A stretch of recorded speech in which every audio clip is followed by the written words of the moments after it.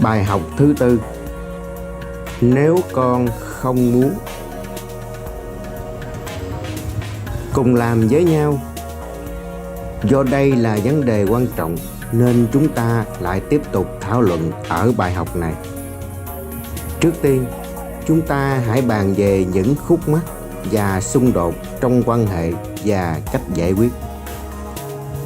Bắt đầu từ những vấn đề điển hình khiến cho chúng ta rơi vào bế tắc. Có rất nhiều công việc của con cái phải làm, như là dọn đồ chơi, trải lại chăn đệm hay để sách vở vào cặp từ tối hôm trước. Những việc đó trẻ đều tự làm được, nhưng chúng nhất quyết không chịu làm. Vậy phải làm thế nào trong trường hợp này? Làm cùng với chúng chăng? Có thể là không, mà cũng có thể là có.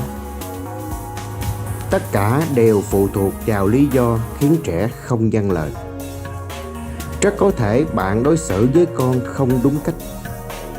Bạn nghĩ rằng trẻ có thể dễ dàng dọn dẹp đồ chơi của chúng. Khi trẻ đề nghị mẹ làm với con, thì có thể trẻ vẫn đang khó khăn để sắp xếp những việc của bản thân. Cũng có thể chỉ đơn giản trẻ muốn có bạn bên cạnh để ủng hộ tinh thần. Các bạn hãy nhớ lại khi chúng ta dạy cho con đi xe đạp. Khi bạn thả tay đang giữ yên xe, nhưng bạn vẫn chạy theo bên cạnh con. Chính điều này phải truyền sức mạnh cho trẻ. Và bây giờ, bạn hãy nhớ ủng hộ tinh thần cho trẻ, không chỉ bằng lời nói mà phải kết hợp cả hành động nữa.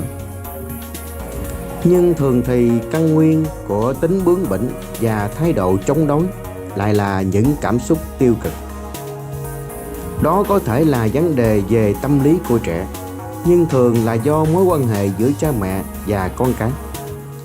Một cô bé ở độ tuổi thiếu niên đã nói với nhà tâm lý học rằng cháu đã có thể giúp cho cha mẹ rửa bát đũa từ lâu rồi, nhưng nếu vậy họ sẽ nghĩ rằng họ đã khuất phục được cháu. Nếu như quan hệ của bạn và con đã rạn nứt từ lâu, thì bạn đừng chần chừ. Hãy áp dụng ngay một trong các phương pháp trong nội dung bài viết, và bạn sẽ nhanh chóng hòa hợp được với con.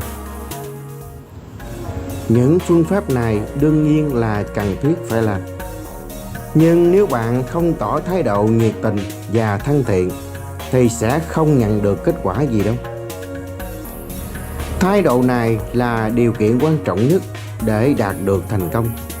Và nếu bạn học cùng trẻ, thì không nên giúp trẻ nếu trẻ không muốn.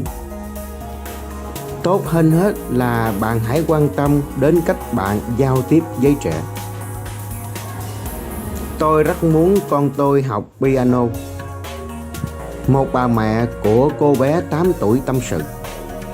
Tôi đã mua đàn và mời cô giáo tới nhà để dạy cho cháu. Hồi xưa tôi cũng từng học nhưng lại bỏ qua. Đến tận giờ tôi vẫn thấy tiếc. Tôi ước gì con gái của tôi chơi đàn được.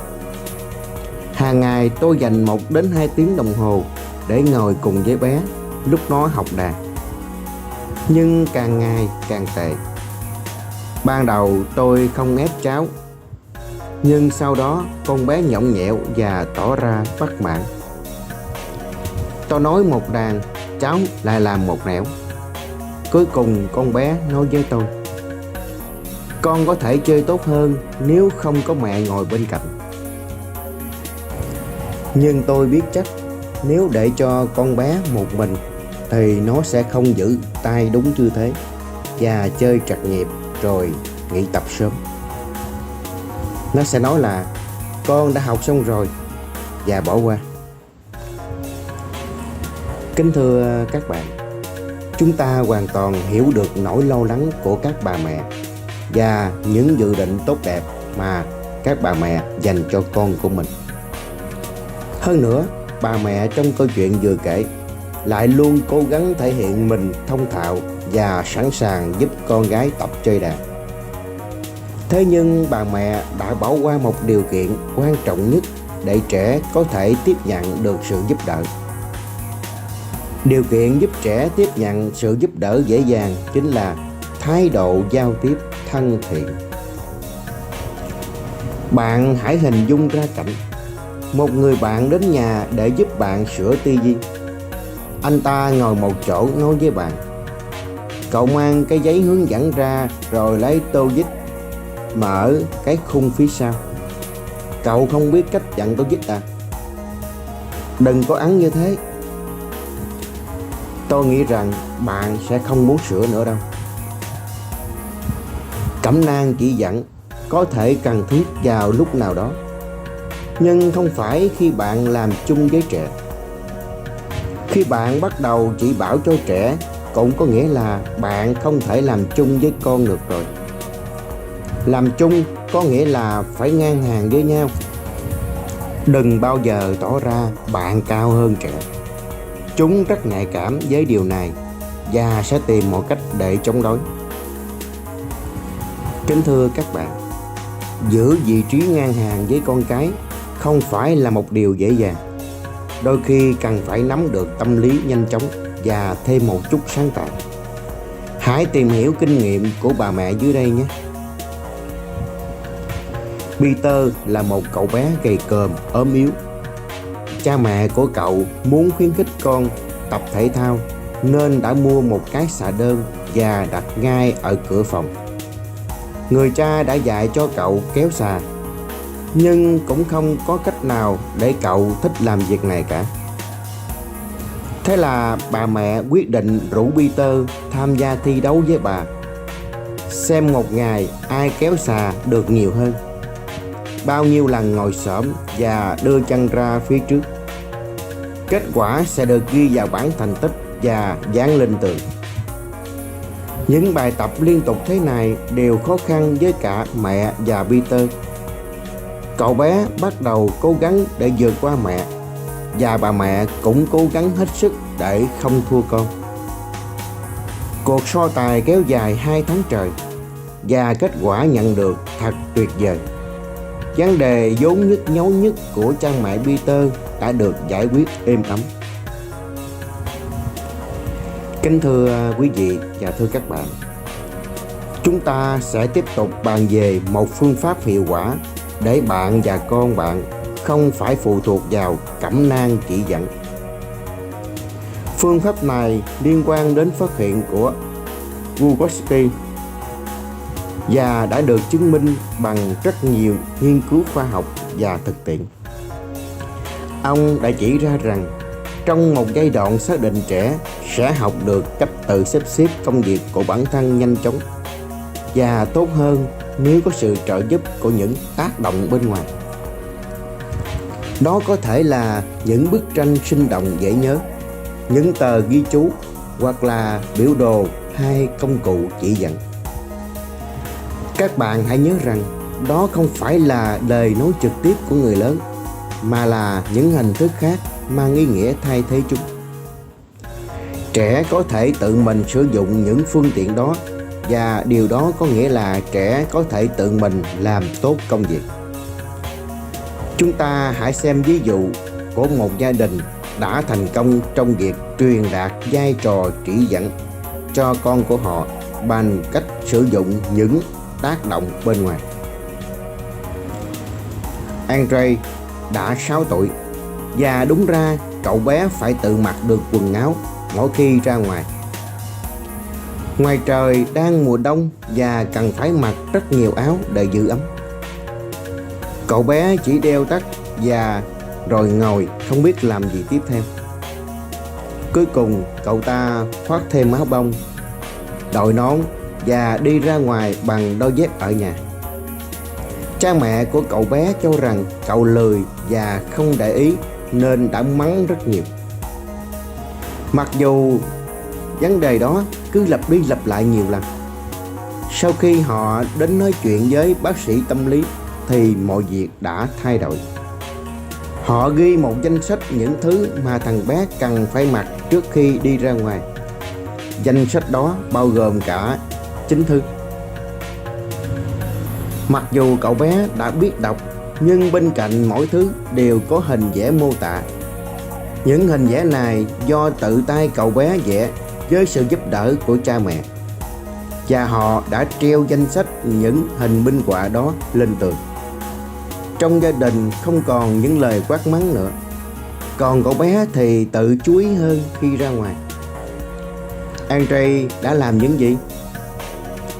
Cậu bé nhìn lên danh sách từng thứ cần thiết và mặc mọi thứ cho đến khi đầy đủ.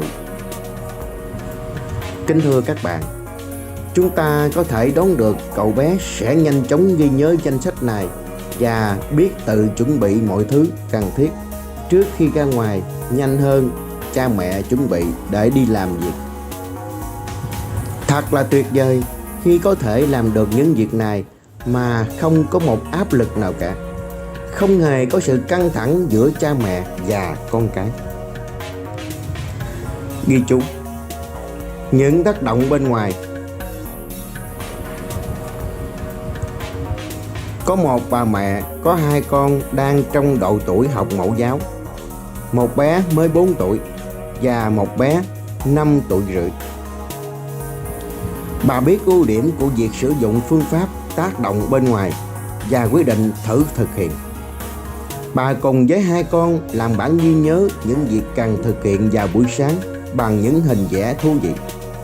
Bà treo những ghi nhớ này trong phòng con, trong phòng tắm và cả trong bếp nữa. Trước đó, sáng nào bà mẹ cũng phải nhắc con: kéo lại ga trải giường đi con, đi đánh răng đi con, rửa mặt đi nào, đến giờ ăn sáng rồi đó con à. Còn bây giờ, hai trẻ thi nhau thực hiện những công việc bằng bản ghi nhớ. Trò chơi này kéo dài khoảng 2 tháng. Sau đó, bọn trẻ tự mình lập được bản ghi nhớ cho những việc khác nữa. Ở một ví dụ khác, tôi phải đi công tác 2 tuần. Ở nhà chỉ có con trai tôi, thằng bé 16 tuổi tên là Misha. Ngoài những việc khác thì tôi nghĩ đến là phải tưới hoa hàng ngày. Nhưng mà thằng bé không quen làm việc này. Lần trước khi tôi đi công tác về thì tất cả mấy cây hoa đều bị héo hết. Trong đầu tôi nảy sinh ra một ý kiến. Tôi bọc chậu hoa bằng giấy trắng và viết lên đó một dòng chữ rất to: Misha thân mến, hãy tưới nước cho tôi với, cảm ơn cậu nhé. Và thế là kết quả, Misha chăm sóc mấy cây hoa rất chu đáo. Trong một gia đình khác, họ luôn treo tấm bảng đặc biệt. Trên đó mỗi thành viên, cha, mẹ và các con đang ở độ tuổi thiếu niên có thể ghi nhớ thông báo của mình. Trên bảng có cả ghi nhớ, yêu cầu hay chỉ là dòng tin ngắn. Những gì không hài lòng, cũng có cả những câu cảm ơn vì điều đó. Tấm bảng đó giống như nơi giao tiếp giữa các thành viên trong gia đình, và thậm chí nhờ nó mà có thể giải quyết những vấn đề khó nói. Kính thưa quý vị và thưa các bạn, chúng ta hãy xem những nguyên nhân nào dễ gây ra xung đột nhất khi cùng làm với trẻ. Đôi khi cha mẹ sẵn sàng dạy con, giúp đỡ con một cách tận tình và luôn để ý đến thái độ của mình. Không cáu gắt, không ra lệnh, không phê bình, nhưng cũng không đạt được kết quả tốt. Trường hợp này là do cha mẹ đã quá quan tâm đến con của mình, lo lắng cho con một cách quá mức cần thiết. Trong một trường hợp ở cách ca, đó là vào mùa đông mà khi học sinh được nghỉ học, cả người lớn và trẻ em đều thích đi trượt tuyết. Một gia đình đang đứng giữa dốc núi, có cha mẹ và cô con gái 10 tuổi của họ. Cô con gái đang tham gia khóa học trượt tuyết dành cho trẻ em mới tập chơi. Cô bé mặc bộ đồ thể thao rất đẹp. Họ cùng tranh luận chuyện gì đó có vẻ căng thẳng. Người cha nói với con: Tomokha, con thử quay một vòng cho bố xem nào. Không, con không làm đâu, con bé dùng dằng.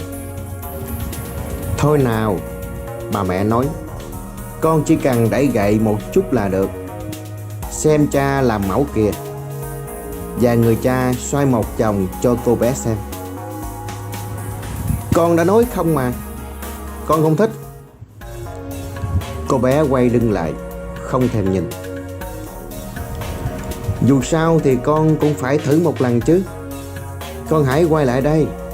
Con có biết vì muốn dạy trượt tuyết mà cha mẹ phải mua vé rất đắt để vào đây không hả? Con đâu đòi cha mẹ phải làm vậy. Có rất nhiều đứa trẻ mơ ước được đi trượt tuyết như cô bé này. Do cha mẹ không có điều kiện, chúng mong được tập luyện để có thể trượt bay qua những ngọn núi cao. Còn cô bé đỡm dáng này có mọi điều kiện nhưng lại chẳng muốn làm. Và cũng rất khó để cô bé thực hiện những mong muốn của mình nếu như cha mẹ cứ chạy trước như vậy. Không có bài học nào chỉ cho chúng ta làm như thế. Cha của cô gái 15 tuổi ở Olia đã đến bác sĩ tâm lý xin tư vấn. Cô bé không bao giờ làm việc nhà, không đi chợ, để chén đũa mùng mền cuộn 2-3 ngày chẳng không chịu giặt. Cha mẹ Olia không bắt con phải làm những việc đó, chỉ cần con chú tâm học hành. Nhưng con bé cũng không thích học. Sau khi đi học về, Olia nằm dài trên ghế hoặc ôm cái điện thoại. Và những bài kiểm tra ở trường chỉ được điểm trung bình, thậm chí còn tệ hơn nữa. Cha mẹ của cô bé không dám nghĩ đến việc con mình có thể thi vào lớp 10. Họ rất lo lắng khi kỳ thi tốt nghiệp đã cận kề. Bà mẹ làm việc cách ngày. Những ngày nghỉ, bà luôn nghĩ cách để dạy cho con của mình học. Người cha thường xuyên gọi điện về nhà kiểm tra con có học bài hay không. Nếu con bé không chịu hồi học thì sau khi đi làm về, ông sẽ học cùng con. Ông ngồi đọc các quyển sách lịch sử, khóa học, vân vân của con lúc ngồi trên tàu điện về nhà. Nhưng mà cũng không thuyết phục được Olia ngồi học. Đến tận khuya, cô bé mới chịu làm bài với cha. Người cha đọc bài tập và cố gắng giải thích cho con hiểu. Nhưng Olia tỏ ra không thích cách giải của bố. Con vẫn không hiểu bài này. Người cha không nhịn được nên chuyển sang chửi con, mắng con. Và chỉ sau 10 phút mọi việc trở nên vô ích. Olia dứt sách vở vào một góc và giải dụa. Cha mẹ cô nên thuê một gia sư về nhà. Sai lầm của họ chính là ở chỗ họ rất muốn con học tốt và luôn thể hiện thái độ đó khi học cùng con. Trường hợp này giống như trong một câu chuyện cười sau đây. Những người bị trễ giờ tàu, họ chạy trên sân ga đuổi theo con tàu. Con tàu đang từ từ chuyển bánh. Họ rất khó nhọc mới đuổi kịp to cuối, nhảy lên bật lên xuống, dứt hành lý ở lại. Những người bị rớt lại thì rủ người trên đống hành lý, rồi họ bật cười ha hả. Họ cười cái gì vậy? Họ nói rằng những người đuổi kịp theo con tàu và nhảy lên là người ra tiễn họ. Bạn có nghĩ rằng các bậc phụ huynh giúp con chuẩn bị bài tập hoặc là đi học tiếng Anh, toán nhạc cùng con cũng giống như những người đưa tiễn trên sân ga không? Trong tâm trí của họ đã quên rằng người cần chạy là con cái chứ không phải là họ. Vì thế cuối cùng những đứa con lại ở sân ga, còn cha mẹ thì lên con tàu. Trường hợp của Odia cũng giống như thế. Chúng ta có thể thấy trước tương lai của cô bé trong 3 năm tới. Cô bé sẽ rất vất vả mới có thể vượt qua được kỳ thi tốt nghiệp. Và những bậc phụ huynh mong muốn quá nhiều ở con cái cũng sẽ rất mệt mỏi. Họ không có thời gian để nghỉ ngơi, không còn sức cho những gì họ thích, cho cuộc sống riêng tư của họ. Gánh nặng của những người làm cha, làm mẹ giống như kéo con thuyền ngược dòng nước. Điều gì khiến cho con cái có thể đi đúng hướng đây? Ghi chú: bằng tình yêu hay tiền bạc. Khi đụng đến những điều mà con cái không muốn làm, như là học bài, đọc sách, giúp cha mẹ làm việc nhà, cha mẹ hay dùng hình thức mua chuộc. Họ đồng ý trả cho con tiền, quà, thú vui nào đó nếu con chịu làm những điều họ muốn. Kính thưa quý vị và các bạn, phương pháp này rất nguy hiểm, trong khi hiệu quả của nó mang lại không cao. Thường thì điều này sẽ dẫn đến việc gia tăng những yêu sách của con cái. Chúng sẽ đòi hỏi càng ngày càng nhiều và yêu cầu ngày càng cao hơn. Còn lời hứa hẹn sẽ thay đổi chúng chẳng thấy đâu cả. Tại sao vậy? Để hiểu rõ được nguyên nhân, chúng ta hãy làm quen với một số đặc điểm rất quan trọng đã được các nhà nghiên cứu tâm lý học để tâm cách đây không lâu. Trong một nhóm khảo sát với một nhóm sinh viên, người ta đã trả tiền cho ai giải được câu đố, trò chơi mà họ yêu thích. Những người này tham gia ít nhiệt tình hơn hẳn những người không được trả tiền để chơi. Trong nhiều và rất nhiều trường hợp khác, điều này xảy ra giống như vậy. Những tình huống trong cuộc sống hàng ngày và những nghiên cứu khoa học đã nói lên rằng người ta sẽ thành công và yêu thích những công việc mà họ tự lựa chọn theo sở thích. Nếu như họ biết rằng họ nhận được tiền hoặc trao phần thưởng thì nhiệt huyết của họ sẽ giảm đi. Tất cả làm việc đều mang tính chất khác. Họ không còn làm những việc đó bằng sáng tạo của bản thân mà là để kiếm tiền. Có rất nhiều các nhà khoa học, những nhà văn hay họa sĩ đã bị thui chột khả năng sáng tạo nghệ thuật của mình vì họ làm việc theo đơn đặt hàng, hay luôn mong đợi nhận được một giải thưởng lớn, và kết quả là những sáng tác của họ ngày càng xa lạ với chính bản thân của họ. Cần phải có tài năng bẩm sinh mới có những khúc nhạc cầu siêu của Mozart hay những cuốn tiểu thuyết nổi tiếng trên toàn thế giới. Vấn đề này cần phải được suy xét một cách nghiêm túc trước khi đưa ra những tác phẩm này vào bài học bắt buộc cho các em ở trường. Bắt chúng học thuộc lòng và đánh giá bằng điểm số.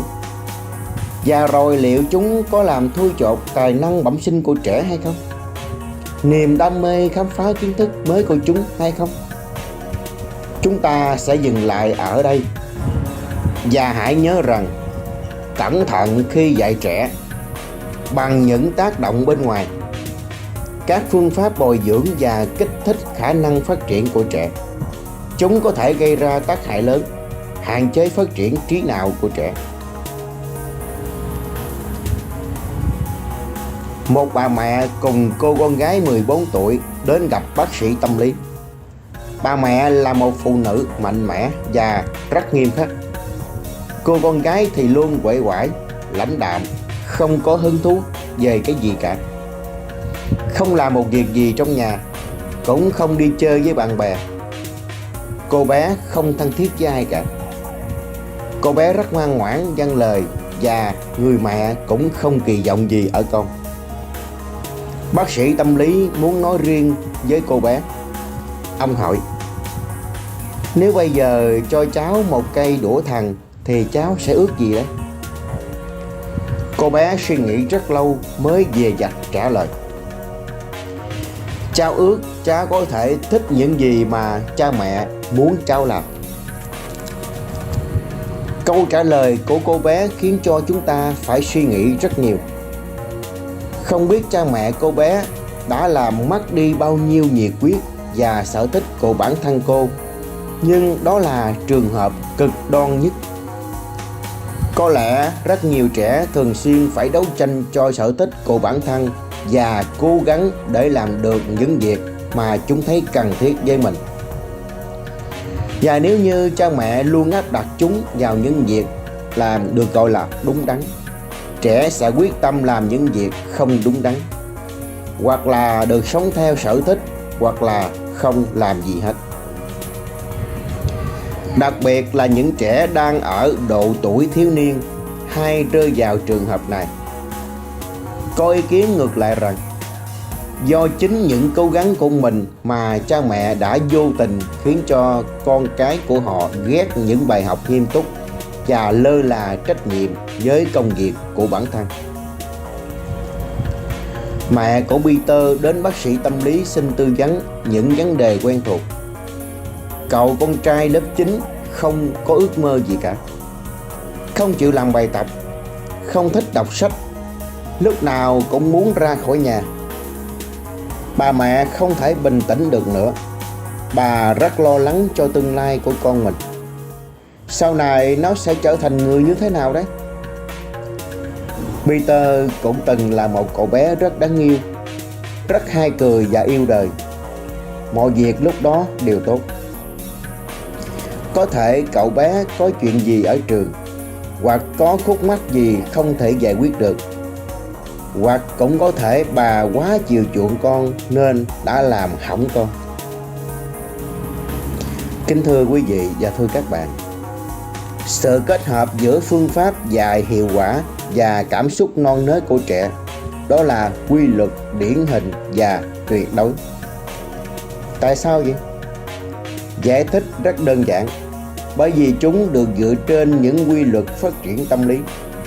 Nhân cách và khả năng của trẻ chỉ được phát triển khi trẻ được làm những gì chúng thích bằng niềm đam mê và nhiệt huyết của chúng.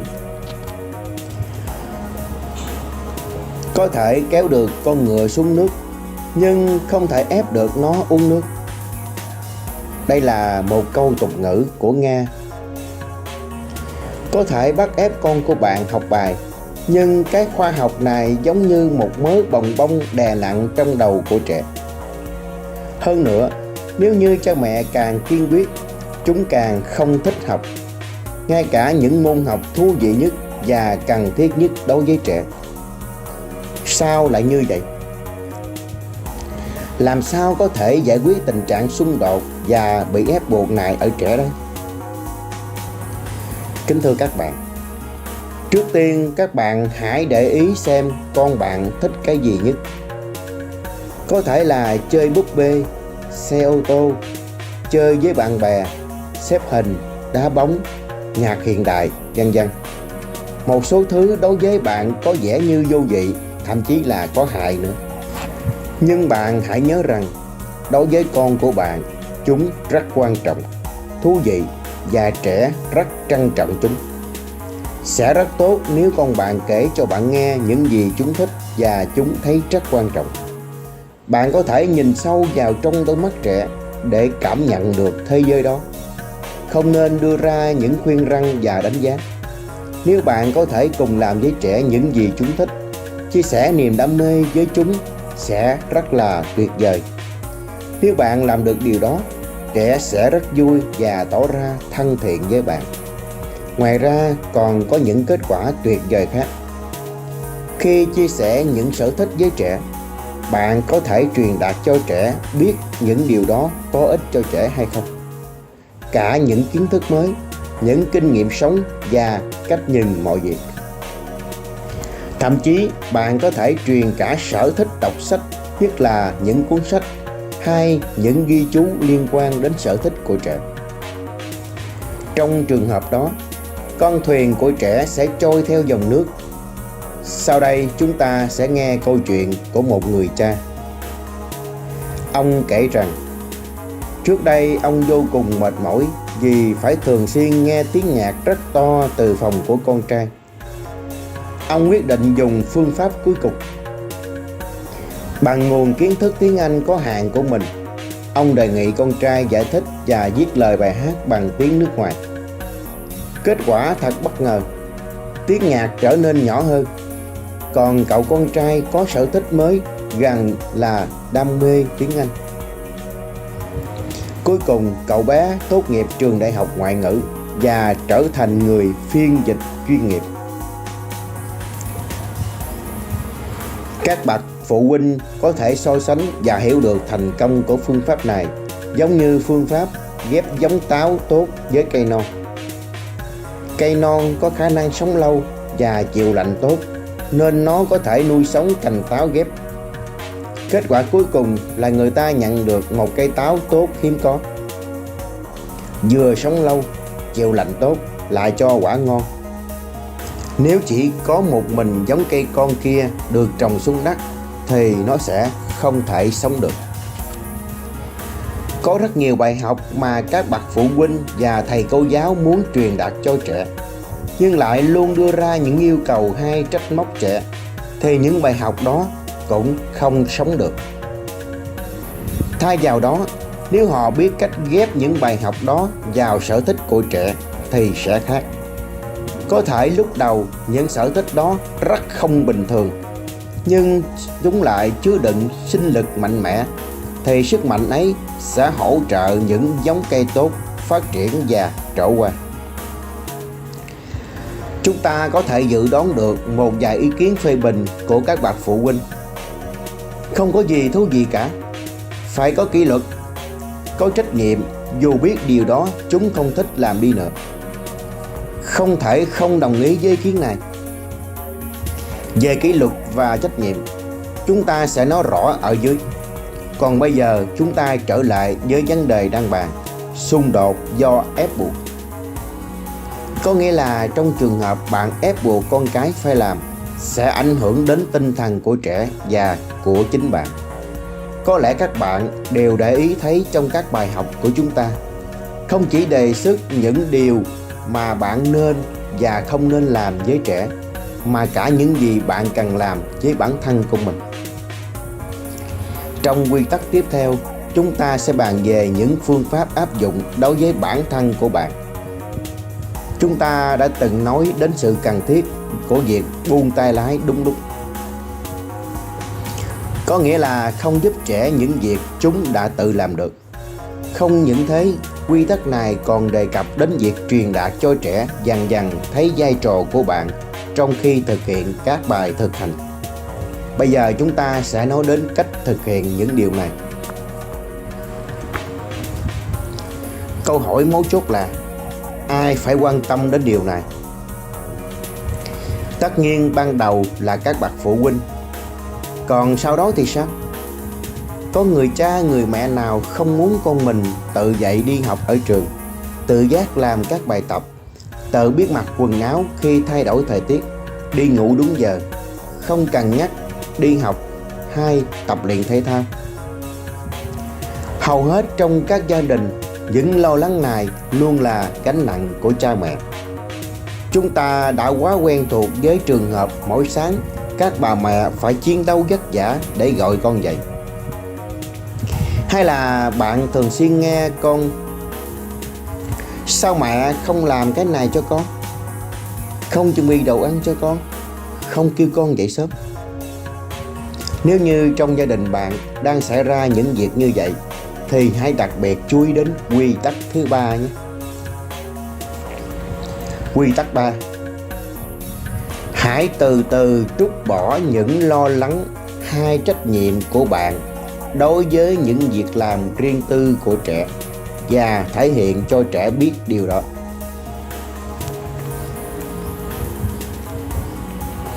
Bạn đừng hiểu nhầm dòng chữ trút bỏ những lo lắng của bạn. Ở đây chúng ta đang nói đến việc gỡ bỏ những lo lắng dồn dập, sự giám sát chặt chẽ cản trở quá trình phát triển của con cái. Truyền đạt cho trẻ biết sống có trách nhiệm với những việc mà mình làm. những cử chỉ hành vi của mình ngay từ bây giờ và trong tương lai. Đó là vấn đề quan trọng nhất mà chúng ta cần quan tâm, và là cách quan tâm sáng suốt. Nó sẽ giúp cho trẻ mạnh dạn hơn, mạnh mẽ hơn, tự tin hơn vào bản thân. Còn bản thân bạn sẽ an tâm và hạnh phúc vì con cái. Quy tắc thứ tư: hãy để cho con bạn trải nghiệm những hậu quả do hành động của chúng gây ra, hoặc do không có sự giúp đỡ của bạn. Chỉ có như thế mới giúp trẻ trưởng thành và chín chắn hơn. Quy tắc 4 có ý nghĩa giống câu tục ngữ thất bại là mẹ thành công. Chúng ta hãy can đảm để cho trẻ tự làm, mặc dù chúng có thể mắc những sai lầm. Nhưng chính từ những sai lầm đó, trẻ sẽ học được rất nhiều. Bài tập áp dụng. Bài tập thứ nhất: hãy để ý xem bạn có hay xung đột với trẻ vì những việc mà bạn nghĩ rằng trẻ có thể tự làm và bắt chúng tự làm. Hãy chọn ra một việc nào đó và cùng làm với trẻ một thời gian. Bạn xem việc này có kết quả tốt hơn là bạn để con mình làm một mình hay không. Nếu như có, chúng ta sẽ đến bài tập thứ hai. Bài tập thứ hai: hãy nghĩ xem những tác động nào bên ngoài có vai trò thay bạn trong việc giúp đỡ con làm việc gì đó. Đó có thể là đồng hồ báo thức, những bản giấy ghi quy tắc, hoặc thỏa thuận hay một cái gì đó. Hãy thảo luận với con cùng nhau sử dụng những phương tiện đó. Hãy chắc chắn rằng con bạn có thể dễ dàng sử dụng những thứ đó. Bài tập thứ ba: hãy lấy một tờ giấy và chia đôi chúng theo chiều dọc. Ở cột bên trái, bạn hãy viết tự làm. Cột bên phải, bạn viết làm cùng nhau.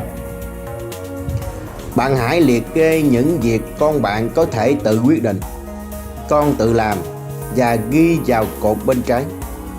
Cột bên phải ghi những việc bạn thường làm hay tham gia làm cùng với con. Sẽ tốt hơn nếu bạn cùng con hoàn thành bản này. Sau đó, bạn hãy xem những việc nào ở cột làm cùng nhau có thể chuyển sang cột tự làm, bây giờ hoặc ở trong tương lai. Bạn hãy nhớ rằng mỗi lần chuyển này là một bước quan trọng giúp trẻ trưởng thành hơn. Phải luôn để ý đến những hành động mà trẻ đạt được. Bài học thứ tư đến đây là kết thúc. Kính mong quý vị và các bạn sẽ áp dụng thành công và mang lại kết quả tốt đẹp cho gia đình của mình nha. Nếu thấy hay, hãy chia sẻ rộng rãi cho các bạn khác cùng tiếp thu và thực hiện. Thân ái, kính chào và hẹn gặp lại ở trong các bài học tiếp theo. Trân trọng.